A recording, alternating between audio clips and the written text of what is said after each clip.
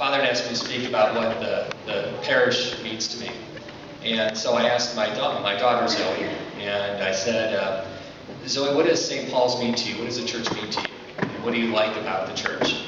And she said, I like to go there to pray. Now, if you have 5-year-old children, you know that sometimes the R's and the L's get mixed up. So I said, do you mean go there to play or go there to pray? And she said, yes, both. And I figured she was going to actually mean play, so I was pleased to hear that it was pray and play. And I think that really sums it up when thinking about what the church means to me. I've grown up in this church and have been blessed by being part of this community for all these years. Excuse me.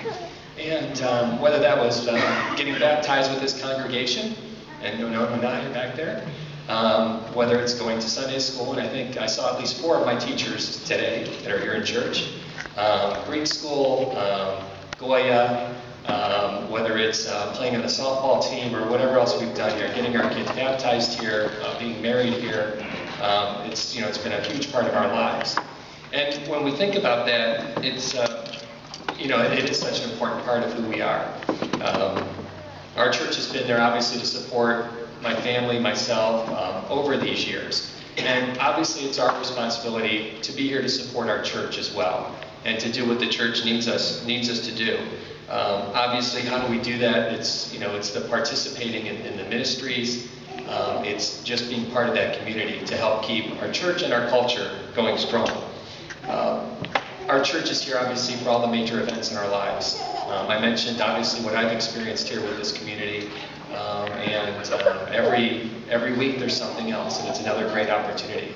And not just here for the major events, the weddings, the baptisms, the funerals, but also for just every Sunday and being here and being part of the community. And it's something that obviously doesn't just happen. We sometimes take it for granted that it's here, and that we just show up on Sundays and the church is always here. And there's all these activities that Father talks about are just here for us to participate in. Obviously, it takes all of us to keep this church strong. And not just by volunteering and participating, but obviously financial as well. I mean, that is an important part, an aspect that keeps the church going and going strong.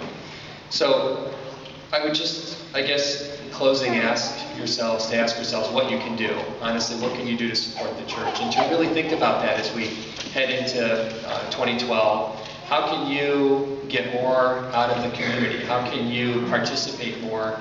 How can you support more?